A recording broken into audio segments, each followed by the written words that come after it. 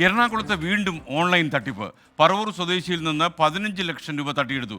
2 കോടി രൂപയുടെ പൗണ്ട് അയച്ചിട്ടുണ്ടെന്ന് വിശ്വസിപ്പിച്ചായിരുന്നു ഈ തട്ടിപ്പ് നടത്തിയത്. 24 പ്രൈം ടൈം ബ്രേക്കിംഗ് ശ്യാംകുമാർ കൊച്ചിയിൽ നിന്ന് ചേരുന്നു. ശ്യാം, യഥാർത്ഥത്തിൽ ഈ തട്ടിപ്പിൻ്റെ കഥകൾ 24 വഴി പുറത്തു വരാൻ തുടങ്ങിയതോടെ പുതിയ പുതിയ പരാതികൾ വരുന്നല്ലോ. ഇതുവരെ ആൾക്കാർ മാനഭയം കൊണ്ട് പുറത്ത് പറയാതിരുന്നതാണോ?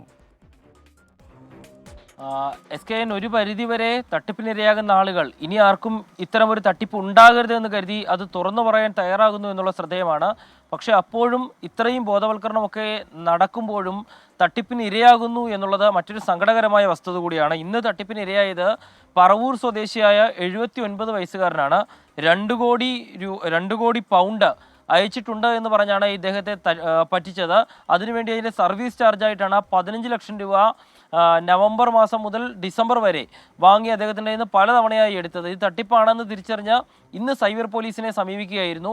FIR രജിസ്റ്റർ ചെയ്യുകയും ചെയ്തിട്ടുണ്ട്. പക്ഷേ പല അക്കൗണ്ടുകളിലേക്കാണ് പണം അയച്ചു കൊടുത്തിരിക്കുന്നത്. അതുകൊണ്ട് തന്നെ നഷ്ടപ്പെട്ടു പോയ പണം തിരികെ കിട്ടാനുള്ള സാധ്യത ഒട്ടുമില്ല എന്ന് തന്നെയാണ് പോലീസ് പറയുന്നത്.